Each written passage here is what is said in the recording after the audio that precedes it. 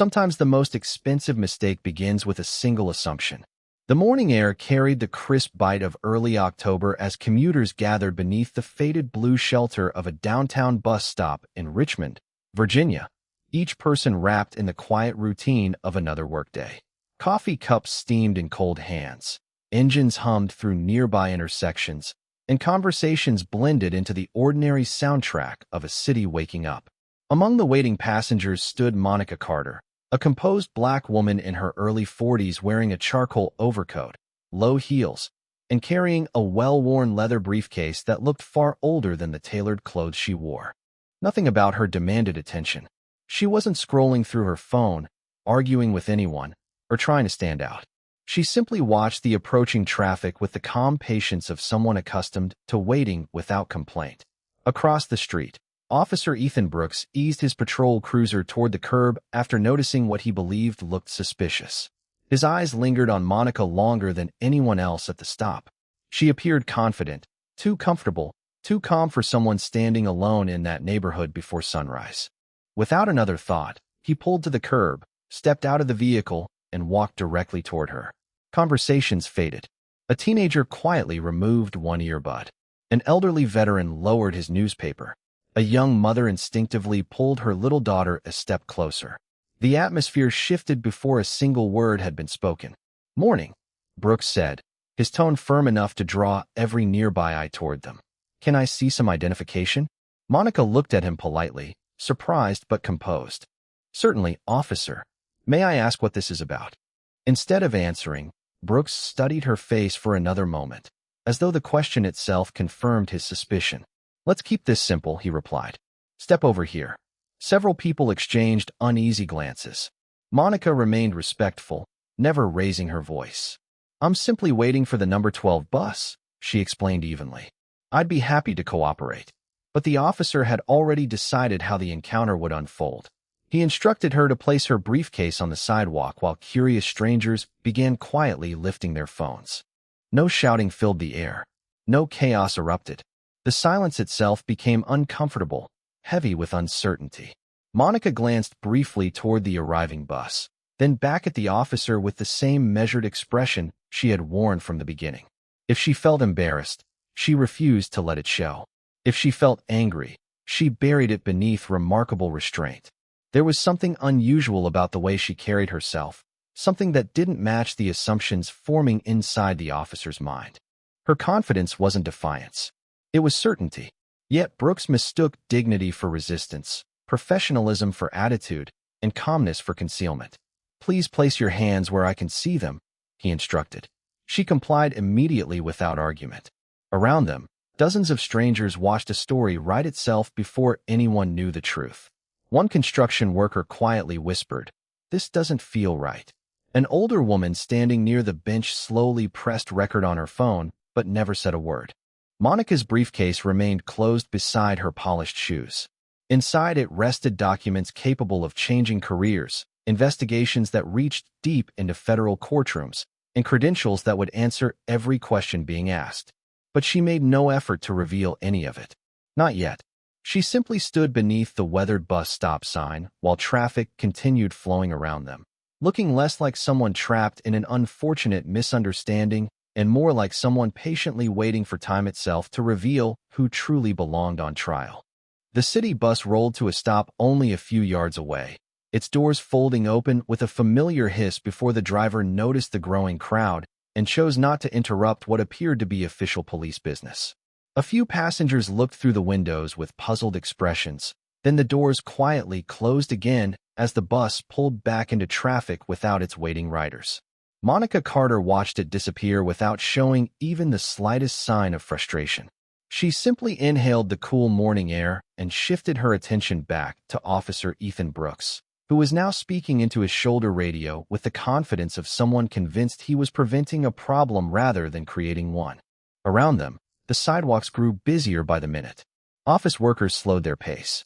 Delivery drivers glanced over while unloading packages. A college student stopped riding his bicycle long enough to observe from across the street. Nobody knew exactly what had happened, but everyone sensed they had arrived in the middle of a story. Brooks asked another series of questions, each one carrying an unmistakable assumption that Monica needed to justify why she was standing where she was. She answered every question calmly and directly. She explained that she was commuting to an important meeting downtown. She explained that her vehicle was temporarily unavailable. She explained that she preferred public transportation whenever possible because it allowed her time to review documents before work. Every answer was clear, respectful, and consistent. Yet instead of reducing the officer's suspicion, her composure seemed only to deepen it. Brooks looked briefly toward the weathered leather briefcase resting on the sidewalk. "What is inside?" he asked. "Professional documents," Monica answered. "Some of them are confidential, but I will gladly identify myself if you allow me to retrieve my credentials." Brooks shook his head before she could continue. "Do not reach for anything until I tell you." Monica lowered her hands exactly as instructed. Her breathing remained steady. There was no argument, no dramatic protest, only remarkable patience that contrasted sharply with the growing discomfort among the witnesses. A middle-aged man wearing a mechanic's uniform quietly leaned toward another commuter and whispered, "She has done everything he has asked." The other man nodded but said nothing. Nearby, the young mother gently reassured her daughter that everything would be all right, although she no longer sounded convinced herself. A pair of city maintenance workers exchanged uncertain looks before one of them discreetly activated the camera on his phone. Monica noticed the small lens pointed in her direction, but did not react.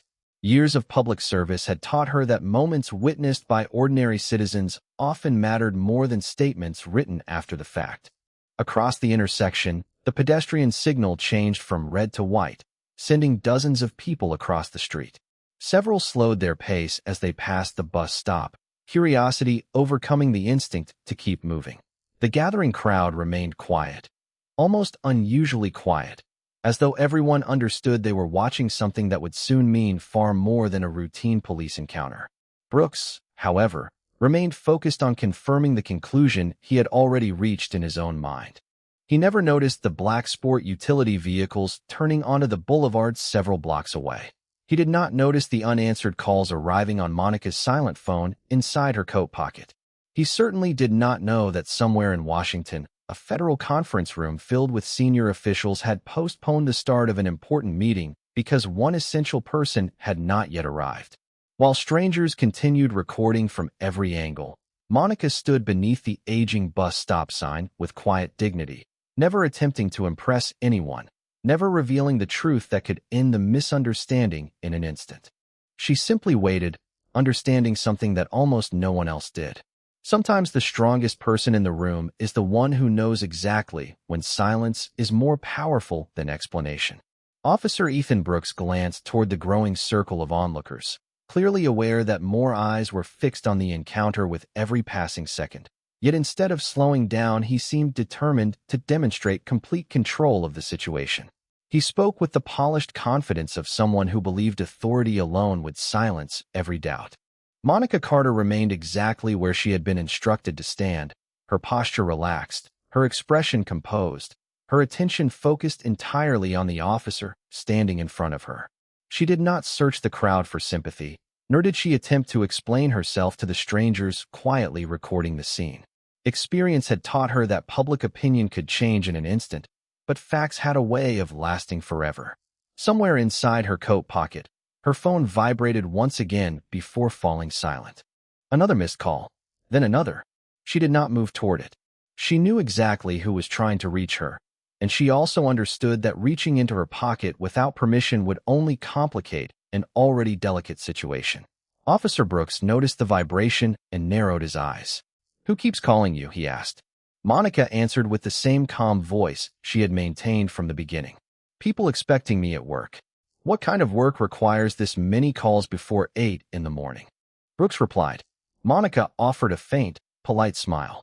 "The kind where people depend on punctuality." The answer only seemed to frustrate him further because it revealed nothing while remaining perfectly truthful. A cool breeze swept through the bus stop, scattering a few yellow leaves across the sidewalk as another stream of commuters hurried past, slowing only long enough to observe before continuing toward nearby office buildings. Several whispered quietly among themselves. One woman folded her arms and shook her head. An elderly gentleman adjusted his glasses, watching Monica with growing curiosity. There was something about her demeanor that refused to fit the picture being painted before them. She showed no panic, no resentment, no desperation. Instead, she carried herself with the quiet discipline of someone accustomed to making difficult decisions under pressure. The leather briefcase remained untouched beside the bench, its worn edges revealing years of faithful service rather than luxury. A faded luggage tag hung from one handle, bearing only her initials, the letters M. C. Nothing more.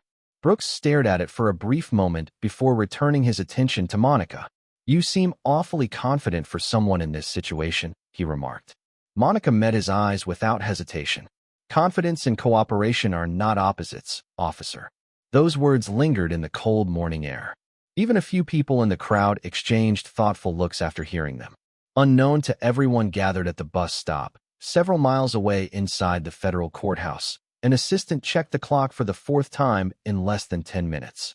An important conference room remained filled with attorneys, investigators, and senior officials waiting for one person whose chair sat noticeably empty. A stack of case files rested unopened beside a reserved nameplate, while another staff member quietly attempted yet another phone call that went unanswered.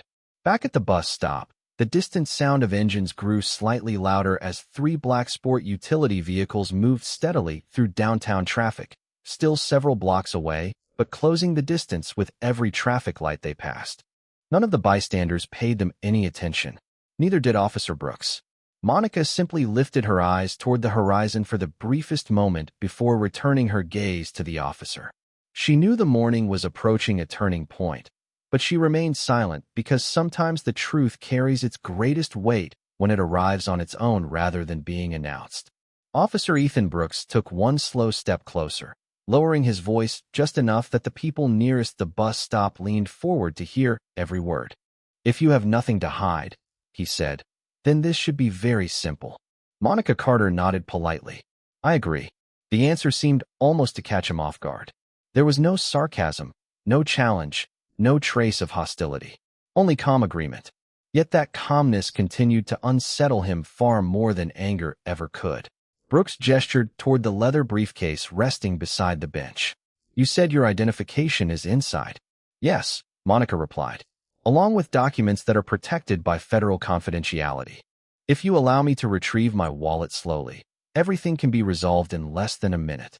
Brooks folded his arms. "Not until I decide we are finished asking questions." Monica simply answered, "Very well." Around them, the crowd continued to grow. A city employee quietly checked the time on his watch before whispering to a coworker, "She has been cooperating the entire time."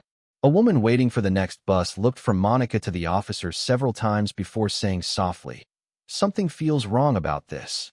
Nobody interrupted. Nobody shouted. Instead, dozens of strangers stood suspended between uncertainty and instinct, watching a situation that seemed increasingly difficult to explain. The teenager who had removed his earbuds several minutes earlier was now recording steadily, making sure both voices remained clear. The elderly veteran folded his newspaper completely and rested it beneath his arm without taking his eyes off the scene. Even passing drivers slowed as they noticed the unusual gathering at the bus stop. Officer Brooks spoke into his shoulder radio again, requesting another unit to stop by for what he described as a suspicious encounter requiring additional assistance. Monica listened without reacting. She understood that every decision being made was adding another page to a story that could never be rewritten later. Her phone vibrated once more inside her coat. Then it stopped. Across downtown, another call had already been placed from a secure government office. Someone checked a conference room door before quietly informing the waiting officials that there was still no sign of Monica Carter. Several people exchanged concerned looks. One attorney suggested delaying the meeting another 15 minutes. Another simply stared at the empty chair reserved for the lead presenter. Back at the bus stop, the autumn wind carried the scent of fresh coffee from a nearby cafe as leaves drifted across the sidewalk. Everything about the morning still looked ordinary except for the circle of silent witnesses surrounding one patient woman and one increasingly determined officer. Brooks looked directly at Monica once again. "You keep acting like you know something I do not." Monica answered without hesitation. "Everyone eventually learns the full story, officer." The only difference is whether they learn it before or after making a decision. Those words lingered in the air long after she finished speaking. Several people quietly looked at one another. They could not explain why, but the confidence in her voice no longer sounded unusual. It sounded earned. Far down the boulevard, the three black sport utility vehicles moved through another green light, now only moments away. Their tinted windows revealed nothing, their engines blending into the rhythm of morning traffic. No flashing lights announced their arrival. No sirens warned the street ahead. They approached with quiet purpose while Monica remained exactly where she had been from the beginning, standing beneath the weathered bus stop sign, with the steady patience of someone who understood that truth never needed to rush because it always arrived precisely on time. The sound reached the intersection before anyone noticed where it was coming from. Three identical black sport utility vehicles moved steadily through downtown traffic with the quiet precision of people following a schedule rather than responding to an emergency. They stopped briefly at a traffic light less than 2 blocks away, blending so naturally into the morning commute that nobody at the bus stop gave them a second glance. Officer Ethan Brooks certainly did not. His attention remained fixed on Monica Carter as another patrol cruiser slowly turned onto the street and parked behind his own vehicle. A second uniformed officer stepped out, glanced at the gathering crowd, and walked over with an expression that suggested this was simply another routine call. "What do we have?" the arriving officer asked. Brooks answered confidently, still sorting things out. "Her story is not adding up." Monica listened without interruption. When the second officer looked toward her, she offered the same respectful greeting she had given from the beginning. "Good morning, officer." The simple courtesy seemed almost unexpected. There was no trace of resentment in her voice despite everything that had happened during the past several minutes. The second officer returned the greeting with a polite nod before turning back toward Brooks. Nearby, the construction worker quietly counted at least a dozen people recording with their phones. The young mother had missed 2 buses but had not left.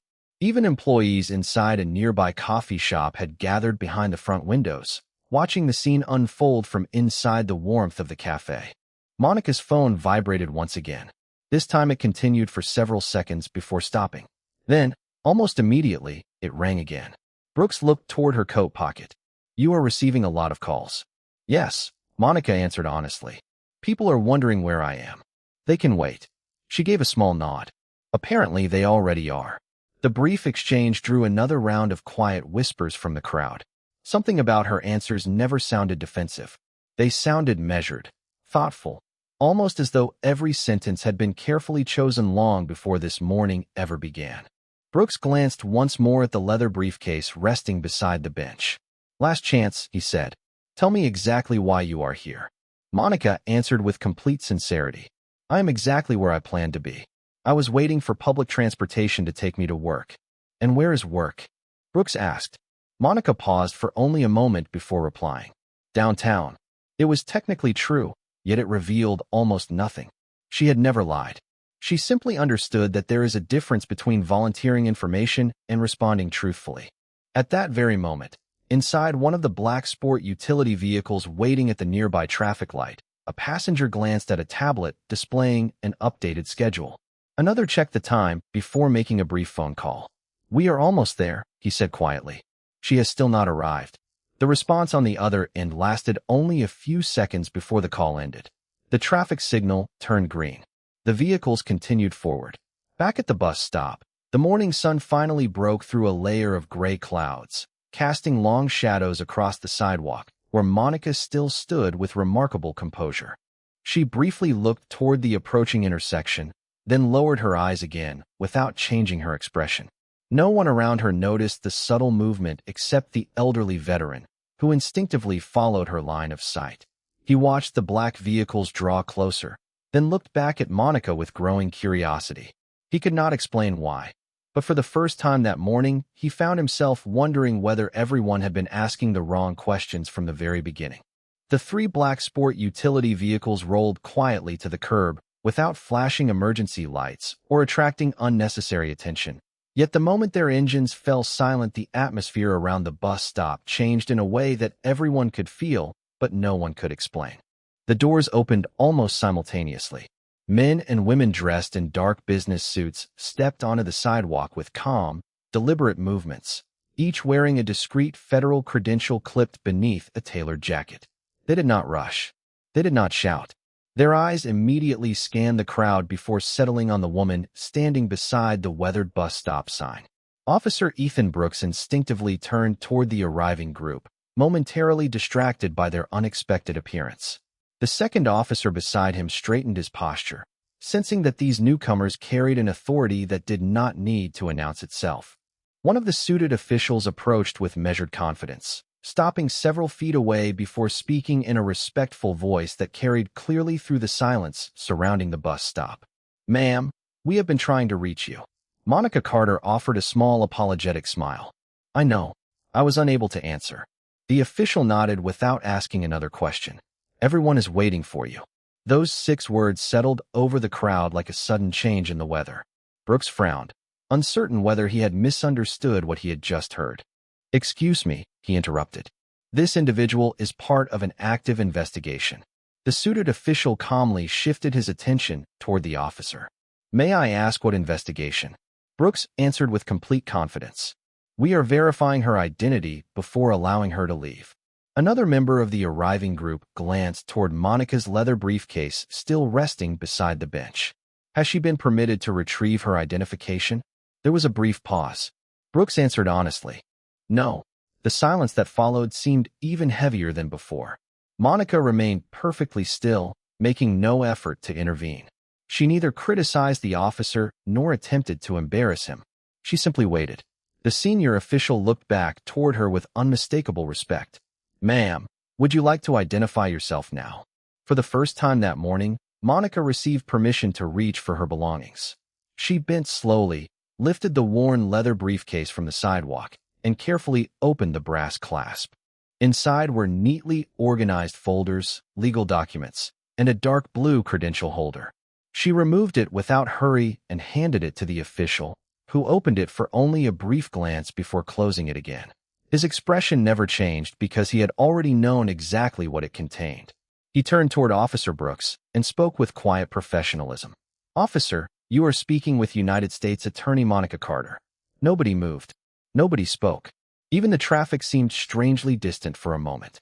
The construction worker slowly lowered his phone before lifting it again, almost afraid he had misunderstood what he had just heard. The elderly veteran removed his cap. The young mother looked down at her daughter before whispering softly, "Remember this moment."